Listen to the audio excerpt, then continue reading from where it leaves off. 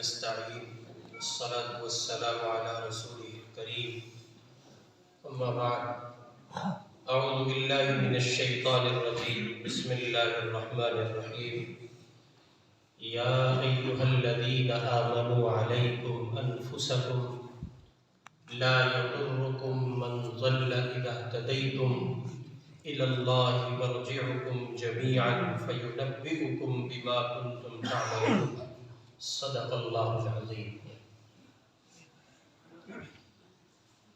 بحیثیت خطیب مقرر بالتفصیل آپ نے حضرت مفتی صاحب دامت برکاتہم کو سماعت کیا ہے، اور جن پہلوؤں پر وہ کلام کر رہے تھے میری آپ کی اس مجلس کی وہ بنیادی ضرورت ہے۔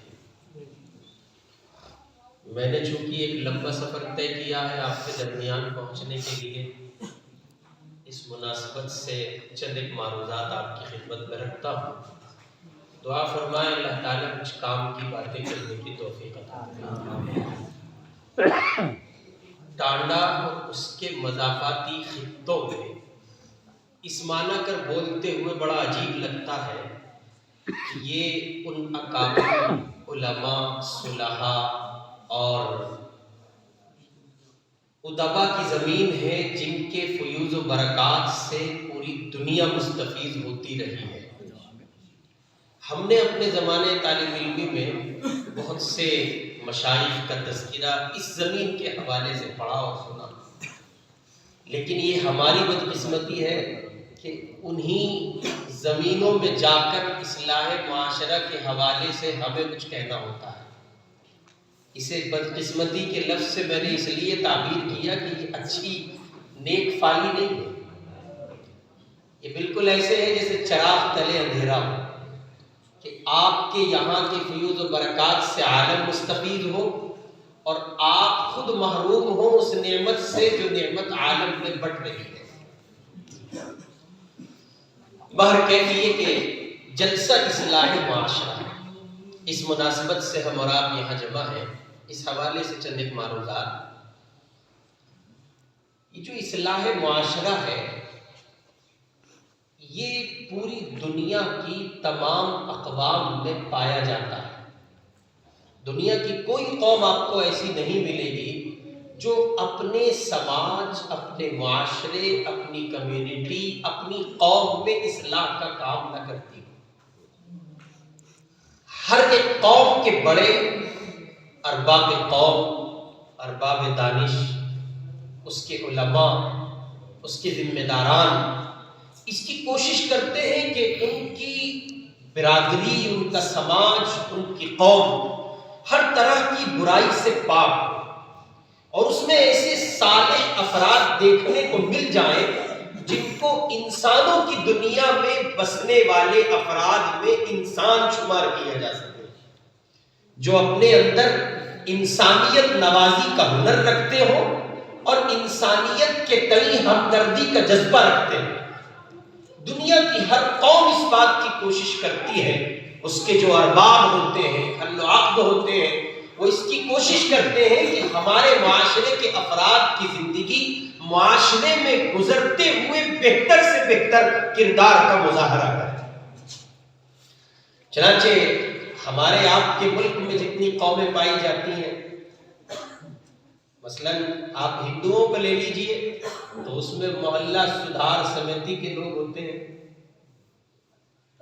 اور یہود کو لے لیجئے، کرسچنز کو لے لیجئے، جینیوں کو لے لیجئے، ہر ایک قوم میں آپ کو ایسے افراد ملیں گے جو اپنے معاشرے کی اصلاح چاہتے ہیں۔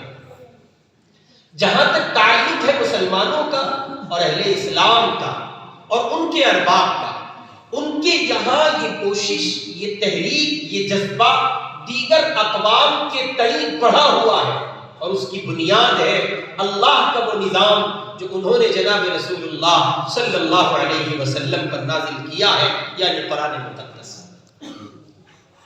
اللہ تعالیٰ کے اس نازل کردہ نظام میں موقع بہ موقع بلکہ یوں اگر آپ کہہ لیں تو بات غلط نہ ہوگی کہ ہر پل اس بات کی کوشش کی گئی ہے کہ انسان دائرہ انسانیت میں رہ کر اپنے آپ کو انسان پیش کرے۔ چنانچہ مذہب اسلام کے پیروکاروں اور اس کے علم برداروں میں یہ کوششیں دیگر اقوام کے مقابلے زیادہ پائی گئی اور پائی جا رہی ہیں۔ چنانچہ ہمارے یہاں کوششیں بڑھتی رہی اور اس درجے بڑھی کہ آپ نے مدارس کا بچھا ہوا جال بھی دیکھا، خانقاہ کا وسیع و عریض نظام بھی دیکھا، اور مختلف جماعتیں اور جمعیتوں کے پھیلے ہوئے باغ بھی آپ نے دیکھے، جو اپنے آپ میں سوائے اس کی کوئی دوسری محنت نہیں کرتے ہیں کہ اللہ کے بندے اپنے کردار میں انسانیت نوازی کے ساتھ اس زمین پر وقت گزار رہے ہیں۔ قرآن مجید ہمیں اس سلسلے میں بہت بنیادی اور اساسی تعلیم پیش کرتا ہے۔ یعنی یوں آپ کہہ لیں کہ اصلاح معاشرہ کی جتنی تحریکات ہو اور ان میں جتنا زور بازو صرف کیا جائے، اگر اس پہلو کو نظر انداز کر دیا گیا اور یہاں سے نظریں چرا کر آگے بڑھ گئے وہ افراد جو اصلاح معاشرہ کی تحریک لے کر اٹھتے ہیں، یا جن کے دلوں میں جذبہ ہے، جو غیرت دینی اور حمیت دینی کے ساتھ اٹھتے ہیں اور وہ یہ چاہتے ہیں کہ نظام میں کچھ تبدیلی ہو، اگر اس پہلو سے وہ سر پہ نظر کرتے ہیں تو ہزار کوششیں ہوں گی اور رزلٹ صفر ہوگا۔ بالکل ایسے مرض بڑھتا گیا جو دبا۔ ہمارے آپ کے معاشرے میں یہی صورتحال ہے۔ اب سے 20 سال قبل آپ چلے جائیں، 30 سال قبل چلے جائیں تو صورتحال یہ نہیں تھی، اس لیے کہ اس زمانے میں اصلاح معاشرہ کی تحریکات کا سلسلہ بھی اتنا تیز تر نہیں تھا۔ خال خال علماء پائے جاتے تھے اور آنکھیں ترستی تھیں۔ لفظ مفتی جس پر صادق آتا ہے وہ شخصیت کیسی ہے، اس کے حلیے کو، اس شخصیت کو اور اس ذات کو دیکھنے کے لیے کہ صاحب مفتی صاحب آ رہے ہیں۔ اب یہ سب کچھ ہمیں اور آپ کو ہول سیل میں میسر ہے۔ چنانچہ ہم یہ دیکھتے ہیں کہ جتنا اصلاحی تحریکوں کا سلسلہ دراز ہوتا چلا گیا اتنا فساد بڑھتا چلا گیا اور بڑھ رہا ہے، تھمنے کا نام نہیں لے رہا ہے۔ اس کی ایک بہت بنیادی وجہ شیخ الاسلام حضرت مولانا تقی صاحب عثمانی دامت برکاتہم العالیہ نے یہ آیت جو اس گنہگار نے پڑھی ہے اس کی روشنی میں لکھی ہے۔ آیت کی روشنی میں شیخ الاسلام نے لکھا ہے، دنیا جہان میں قوم مسلم میں پائی جانے والی اصلاحی تحریکات کی ناکامی کا بنیادی سبب یہ ہے کہ ہر محنت کرنے والا اپنی ذات کو یکسر بھلا کر محنت کرتا ہے۔ یہاں پانی مر رہا ہے اور جب تک میں اور آپ اس پر کام نہیں کریں گے تب تک بات نہیں بنے گی۔ ہمارے حضرت حکیم الامت مولانا اشرف علی صاحب تھانوی رحمۃ اللہ علیہ سے تھانوی رحمۃ اللہ علیہ نے اپنی مجلس میں ایک مرتبہ پوچھا، اور ان کی مجلس اور ظاہر ہے کہ رفقائے مجلس، شرکائے مجلس حکیم الاسلام حضرت قاری محمد طیب صاحب رحمۃ اللہ علیہ اور صاحب مفتی اعظم مفتی شفیع صاحب رحمۃ اللہ علیہ، شاہ وسیع اللہ صاحب الہ آبادی رحمۃ اللہ علیہ، اس نوع کے لوگ حضرت عبداللہ تھانوی رحمہ اللہ نے کہا کہ یہ بتاؤ آج لوگوں کی اصلاح کیوں نہیں ہوتی؟ بہت نپے تلے، میں نے شروع میں ہی معذرت ظاہر کی ہے، ہو سکتا ہے آپ کو میں پسند نہ ہو، ہضم نہ کریں، آپ مجھے خطاب تو ہو چکا، ایک بے باک خطیب کو آپ سن چکے، میں تو سبق سنا رہا ہوں آپ کو۔ تو حضرت نے فرمایا آج لوگوں کی اصلاح کیوں نہیں ہوتی؟ اب وہ اتنے بڑے بڑے جبال علم، چوٹی کے علماء موجود ہیں، لیکن حضرت تھانوی ہے، کون زبان کھولے؟ اور پھر بڑوں کی مجلس میں بیٹھ کر سنت اکابر بھی یہی ہے، بلکہ سنت صحابہ یہی ہے کہ آدمی توقف سے کام لے، چپی سے کام لے، خاموش رہے، کوشش کرے جس نے سوال کیا ہے اسی کی زبان مبارک سے جواب سننے کی سعادت میسر آ جائے۔ ہمارے یہاں تو حال الٹا ہے، امام محترم سے کسی نے مسئلہ پوچھا، دائیں بائیں دو حاجی جی بیٹھے تھے، وہ کہہ رہے کہ جائز کے چکر میں مت پڑو، آپ سے پوچھا کب گیا ہے جائز اور ناجائز کا مسئلہ۔ یعنی سوال کسی سے ہوتا ہے اور جواب کوئی اور بندہ دے رہا ہوتا ہے. چنانچہ اسی کا بڑا سنگین نتیجہ نکل رہا ہے. امت نے نااہل لوگوں سے دین لینا شروع کیا. نتیجہ میرے آپ کے سامنے ہے کہ ایسے ہزاروں گھر آپ کو معاشرے میں دیکھنے کو مل جائیں گے جن گھروں میں طلاق شدہ خواتین بغیر کسی احساس کی زندگی گزارے چلی جا رہی ہے. ایک چھت کے نیچے کئی بیٹیاں زنا کر رہی ہوتی ہیں اور گھر کے کسی فرد کو احساس تک نہیں ہوتا. اس کی بنیادی وجہ یہی ہے نااہل لوگوں سے دین لیا جا رہا ہے. کیمسٹ کی دکان پر جا کر اسٹور پہ جا کے لوگ چینی مانگ رہے ہیں, چینی کی دکان پر, اور کہیے کہ کرانہ اسٹور پر آ کر لوگ کہہ رہے ہیں سر درد کی گولی دے دو, پیراسیٹامول دے دو.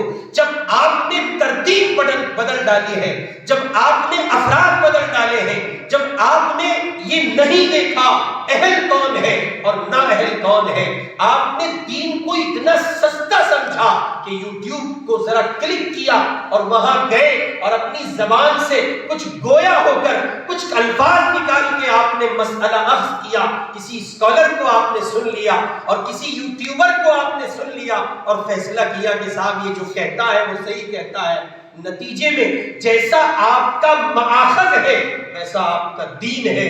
رونے کی اور اس پر نوحہ کرنے کی کوئی ضرورت نہیں ہے. جیسا ناچکود ہے ویسا وار پھیر ہو رہا ہے. حضرت اقدس تھانوی رحمہ اللہ, تو حضرت نے فرمایا بتاؤ لوگوں کی اصلاح کیوں نہیں ہوتی. اب وہ کہنے لگے, سارے کے سارے شرکائے مجلس چپی سادے بیٹھے رہے. کسی نے ذرا ہمت کر کے کہا حضرت آپ یہ ارشاد فرما دیں, حکیم الامت, جس اللہ کے نیک بندے نے ان کو پہلی بار یہ کہا ہوگا اس کی عظمتوں کو سلام. وہ یقیناً حکیم الامت تھے. فرمایا آج لوگوں کی اصلاح نہ ہونے کا بنیادی سبب یہ ہے ہر شخص اپنے کو مصلح سمجھ رہا ہے. آپ یقین کریں, باپ یہ سمجھتا ہے کہ اس کے اندر کوئی خامی نہیں ہے, اس کی اولاد خراب ہے. اولاد یہ سمجھتی ہے کہ ہم اپنی جگہ 100% درست ہیں, ہمارا باپ بڑھاپے میں سٹیا گیا. بیوی یہ سمجھتی ہے شوہر خراب ہے, شوہر یہ سمجھتا ہے بیوی خراب ہے. بڑے بھائیوں نے چھوٹوں کو مطعون کیا ہے اور چھوٹے اپنے بڑوں کو نکار رہے ہیں. عورتوں نے مردوں کو مطعون کیا ہے, مردوں نے پورا نوحہ عورتوں پر کہیے کہ شروع کیا ہے, اور نتائج اس کے میرے آپ کے سامنے ہیں. ہر ایک دوسرے پر انگلی اٹھا کر سب و شتم کر رہا ہے, لگا ہوا ہے, برا بھلا کہہ رہا ہے, اپنی ذات کو یکسر فراموش کر دیا ہے, اور قوم کی اصلاح کے راستے آسان بنانے کی اس کی کوششیں تیز تر ہوئی چلی جاتی ہیں. چنانچہ لگتا ہے بظاہر, معاف کرنا بہت سخت جملہ ہے, شاید آپ کو ہضم نہ ہو, بہت جلدی ہضم نہیں ہوتا, پیٹ میں درد ہوتا ہے لوگوں کے, معاف کرنا, آپ کو لگتا ہے اتنے لاکھ لوگ فلاں جگہ جلسے میں تھے, اجتماع میں تھے, خانقاہ کا اجتماع تھا, تبلیغ کا اجتماع تھا, شیخ کی مجلس تھی, دارالعلوم کا جلسہ تھا, ہزار لوگ ہیں, خطبہ کی بھرمار ہے, واعظین کی بھرمار ہے, بولنے والے بولتے تھکتے نہیں ہیں, ہر ایک اپنا درد بیان کر رہا ہے, آتے ہیں جاتے ہیں, ایسا لگتا ہے جیسے وہ میکدہ ہے, ہر ایک آتا ہے پی کے چلا جاتا ہے, اور رندوں کا حال وہی ہے. جو پہلے سے نظام پورے طور پر خراب تھا ویسا ہی وہ ابھی بھی ہے. اس کی بنیادی وجہ یہ نہیں ہے کہ وہ دین نہیں رہا, وہ لذت, وہ آثار, وہ اسرار, اور وہ کہیے کہ اس کے اندر جان اور پختگی وہ نہیں رہی جو پہلے تھی. محمد الرسول اللہ کا دین اپنی تاثیر کے ساتھ, اسی تاثیر کے ساتھ جو حضور نے کوہ صفا پہ کھڑے ہو کے کہا تھا, یا ایھا الناس قولوا لا الہ الا اللہ, اس لا الہ الا اللہ کے پیچھے تفلحو کا جو نغمہ, جو زمزمہ حضور نے وہاں سنایا تھا اپنے تمام تر اثرات کے ساتھ, وہ آج بھی باقی ہے. بس فرق یہ ہے کہنے والا محمد الرسول اللہ کا کامل متبع ہو اور سننے والے حضرات صحابہ کے کامل متبع ہو. نتائج میرے آپ کے سامنے. اس لیے میرے بھائی, یوں تو آپ جتنے چاہو بیان سنو, اور آج کل تو بیان تھوک ریٹ میں کتنے بیان ہیں, اللہ کتنا سنا جاتا ہے. میں نے عرض کیا 20 سال پہلے آپ چلے جائیں تو جلسوں میں ایسا ہوتا تھا عید کا سما جلسہ ہے، جلسہ ہے، جلسہ ہے، جلسہ ہے۔ لوگ رشتے نہیں کرتے تھے، نکاحوں کی تاریخ اپنے بچوں کی ان دنوں میں منعقد نہیں کرتے تھے جن دنوں میں مدرسوں کے جلسے ہونے ہوتے تھے۔ آج یہ صورتحال ہے۔ ایک بہت بڑے شیخ کی مجلس تھی ہمارے یہاں دہلی میں سراپا عجز و نیاز بن کے وہاں حاضر ہوا۔ مجھے لگا اتنے بڑے آدمی ہیں اور وہ تشریف لا رہے تو یقیناً بھرمار ہوگی، گنتی کے 24 لوگ بیٹھے تھے۔ جب یہ صورتحال ہو تو پھر کیا ہو؟ آپ سمجھتے ہیں اس کی وجہ یہ نہیں ہے کہ وہ سننے کے مشتاق نہیں ہے، یہ وجہ نہیں ہے، ان میں طلب نہیں ہے، یہ وجہ بھی نہیں ہے۔ ان میں طلب ہے، وہ طلب محسوس کرتے ہیں، چنانچہ ان کی طلب کا نتیجہ ہے رات بھر وہ یوٹیوب پہ کسی کو سنتے ہیں، طلب ہے تب سنتے ہیں نا، مزاج کا سنتے ہیں۔ تو جہاں ان کی طلب پائی جاتی ہے یہاں تو وہ ضرورت ہی محسوس نہیں کرتے کہ ہمارے اندر کوئی خامی ہے، چنانچہ نہ وہ خامی سمجھتے ہیں نہ وہ ضرورت محسوس کرتے ہیں اور نہ اس سلسلے میں کوششیں کی جاتی ہیں۔ ہر ایک اپنے آپ کو مصلح سمجھا ہوا ہے۔ جس کا آپ رونا سنو گے وہ اپنی کہے گا، آپ کی سننے کی ضرورت پیش نہیں آئے گی۔ ڈاکٹرز کی سن لیجئے، تعلیم یافتہ لوگوں کی سن لیجئے، ان پڑھ لوگوں کی سن لیجئے، سیاسی لوگوں کی سن لو، ان نیتاؤں کی کمبخت کی بیڑا غرق ہو جائے ان کی سن لو، یہ کہیں گے کہ ہمارے پاس لیڈرشپ کی کمی ہے۔ بہت کچھ دیکھنے کے بعد اگر آپ میری اس بات پر توجہ دے لیں تو ایک بہت نتیجے کی بات عرض کر رہا ہوں، بہت کچھ دیکھنے کے بعد ساری دنیا کا سفر کیجیے، آپ یہیں بیٹھے بیٹھے چند لمحوں کے لیے کھو جائیے اور پوری دنیا کا سفر کیجیے، زمین پر اسلامی ملکوں کا سفر کیجیے، غیر اسلامی ملکوں کا سفر کیجیے، اور پھر یہ دیکھیے زمین پر وہ خطہ کہاں ہے جہاں اللہ کے بندے اہل اسلام باعزت ہو، تو وہ جہاں جہاں آپ کو دکھائی پڑے گا یا جو خطہ آپ کو دکھے گا، پھر ان لوگوں کے احوال پر نظر کرنا، اس کے سوا کچھ نہیں ملے گا کہ ان کے سراپا میں آقا کا دین چھلکتا ہوگا، اس لیے وہ باعزت ہے۔ اور اگر آپ کو بہت زیادہ ڈیپلی جا کے واضح لفظوں میں سننا ہے تو افغانستان کو دیکھ لیجیے، بہت موٹے سے لفظوں میں کچھ نہیں ہے، ان کے پاس کچھ نہیں ہے، مجھے اور آپ کو لگتا ہوگا صاحب بہت کچھ ہے۔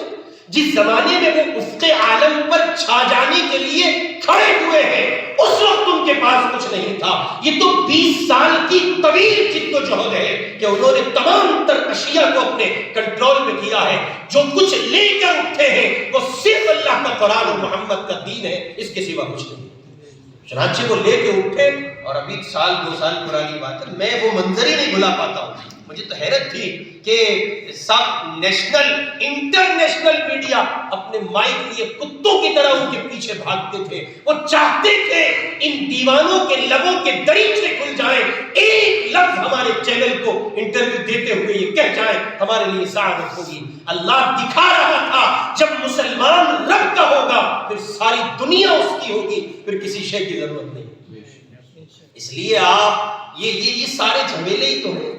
صاحب ہمارے یہاں اس کی کمی، اس کی کمی، اس کی، ہمارے یہاں کسی چیز کی کمی نہیں ہے۔ آپ کو لگتا ہوگا آپ کے یہاں انجینئروں کی کمی ہے، نہیں، آپ کے یہاں ٹیلنٹ اتنا ہے کہ وہ باہر نہیں آ سکا، یا یوں کہہ لیں کہ آپ کو اپنے بچوں کے ٹیلنٹ کو، ان کی فنکاری کو، ان کے اندر چھپے ہوئے جوہر کو باہر لانے کی فرصت نہیں، یا آپ میں صلاحیت نہیں ہے، ورنہ آپ کی نسل کے بچے، آپ کی نسلیں، آپ کے بچے، آپ کی قوم کے بچے اتنے بیکار اور بے معنی نہیں ہیں کہ وہ کچھ کر نہ سکے۔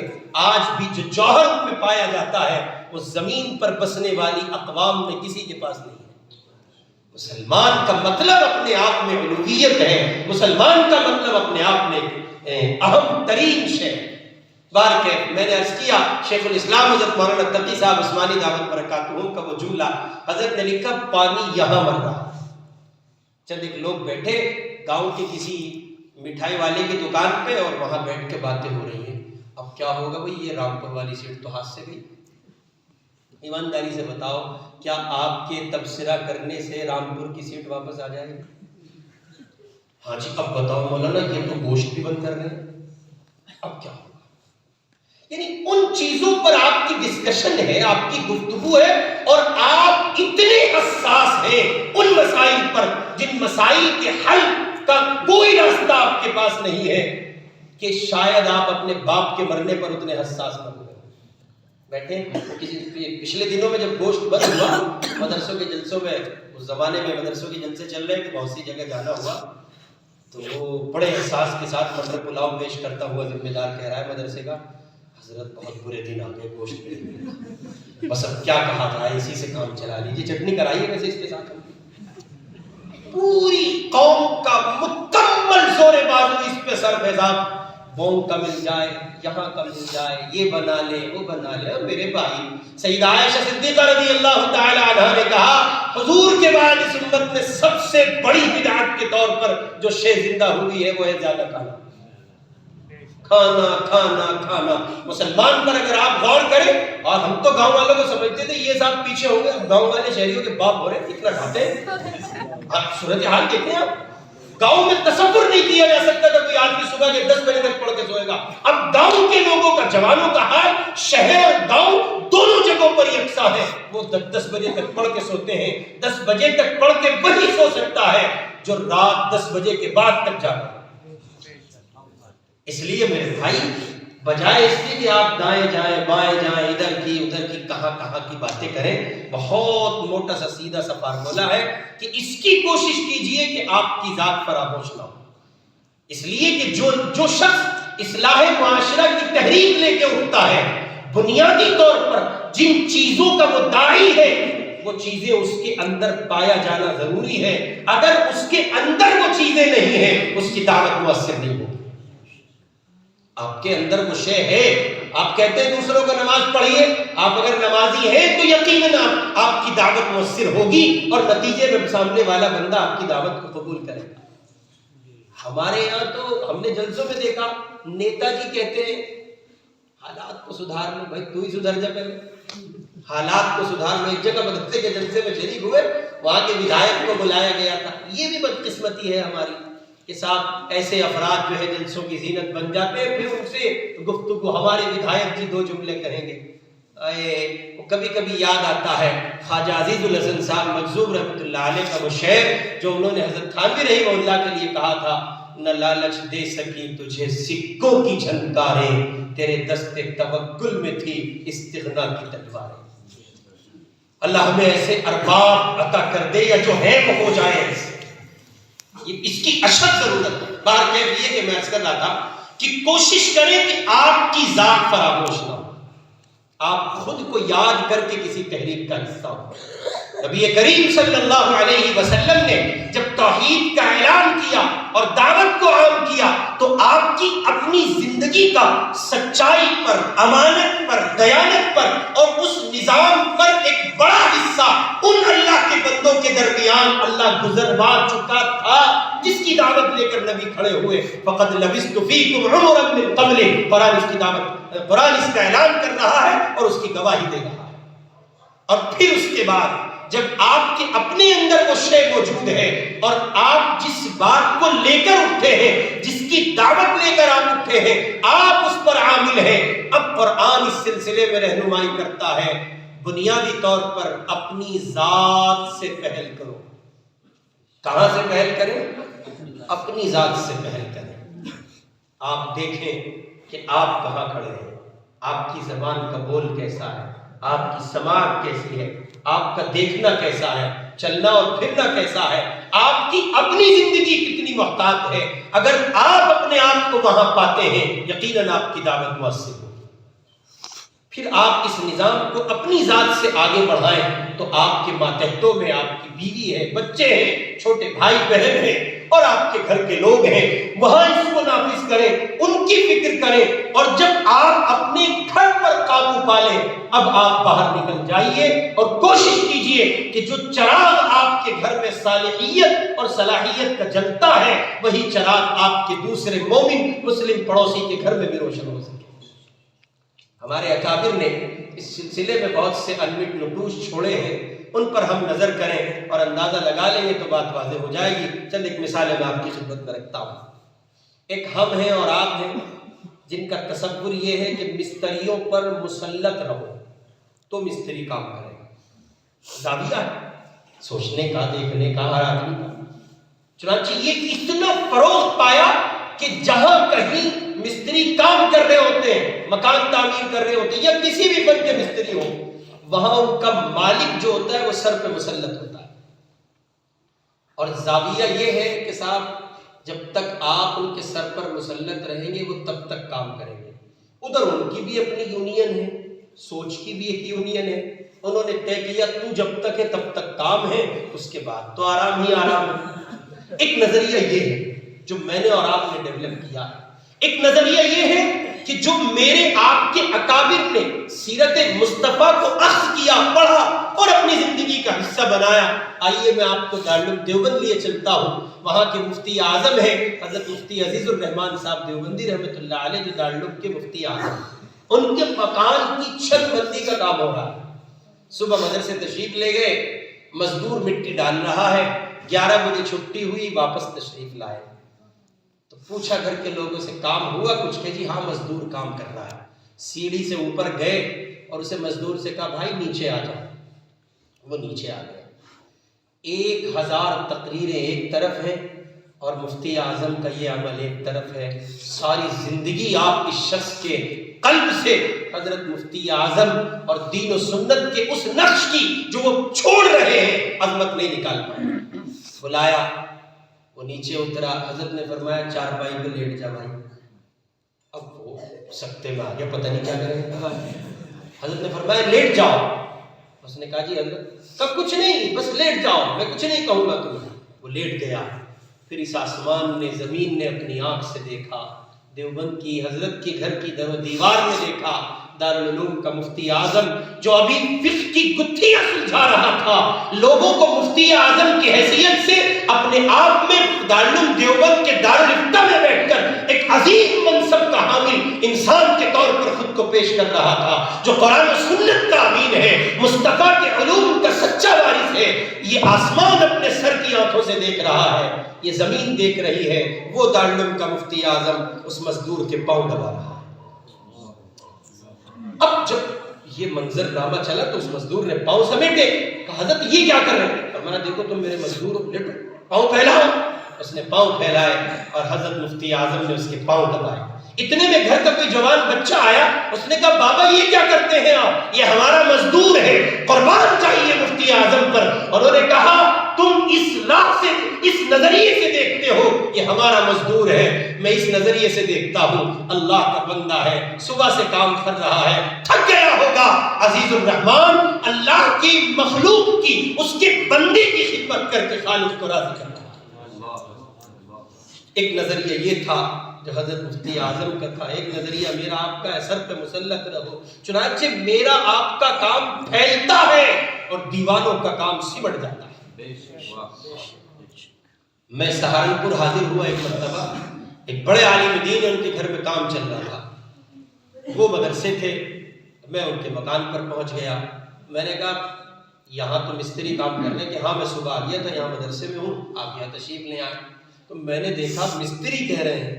وہ مجھے طالب علم سمجھے، اتنے بڑے تو مدرسے میں بچے ہوئے نا جتنے ہم ہیں، تو وہ مجھے طالب علم سمجھے. وہ کہنے لگے، میں نے کہا جی مفتی صاحب کہاں ہیں؟ تو کہنے لگے یہاں نہیں ہے، میں تو مدرسے جا لی.